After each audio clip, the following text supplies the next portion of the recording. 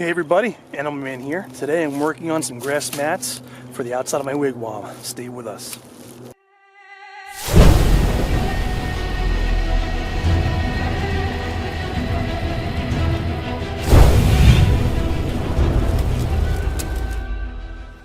So here's what I've been working on. I've been working on this mat for about probably 15 minutes, and I've got all of these reeds that I collected from a local pond. And I've carried them in here. They're all piled up, ready to go right in front of me.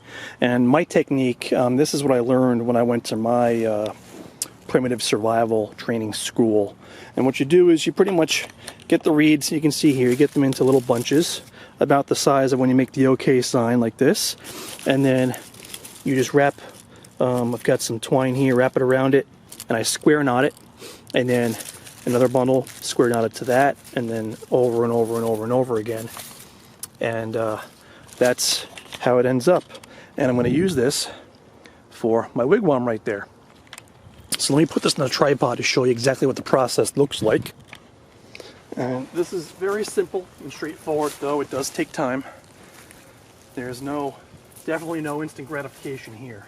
So I grab a clump of reed, and usually I go a little bit smaller than the OK size. See, there's a little bit of room there, and the reason why is what I do is to make sure that these bunches are even. I will end up folding the ends over, and you should be wearing gloves because these will cut you bad.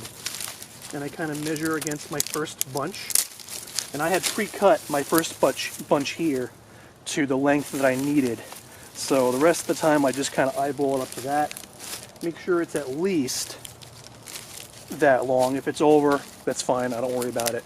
And now that I've got the ends folded over, it's a much more even bundle here. And then line it up with the other ones. And I've got some more rope spliced in, so this is going to make the knots a little bit more complicated here. But so there's the overhand knot, and then I'm going to make it a full square knot. Make sure it's nice and tight. I hold it down with my thumb while I'm doing it, and then I lay one string out kind of going towards me, and I lay the other one out here. That way I can put the next bundle right on top of it. So I do that for all three. I usually only make these bundles, I make the mats 2 to 3 feet wide, and then I will have three spots where I tie them off. That seems to be a good number for me, where I feel like it's tight enough without creating extra work for myself that's unnecessary. And I've made a good many of these. I even have one at home that's, I think, 8 feet long that I can lay on.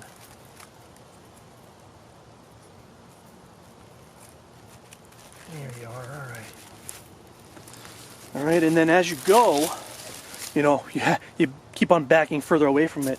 What you do as you go is you just start to roll the mat up like that, and you give yourself some more working space. And just make sure those strings are laid over the top there, and the other ones are laid out, the next bundle. And that's the process, guys.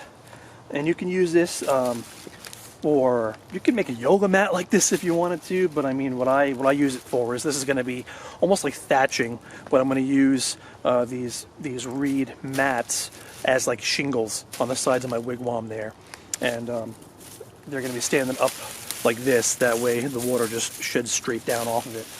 And you can make these to sleep on. I am going to have one of these that rolls up and down to cover the door when I'm inside. But they're very versatile. You can use these for all kinds of things. You can make a blanket out of this. Probably want to use more of a thinner type of normal grass rather than reeds for that, so it's more comfortable. But you get the point. You can use this for all kinds of projects. Thanks very much for watching, and I hope you guys try this out. It's a lot of fun.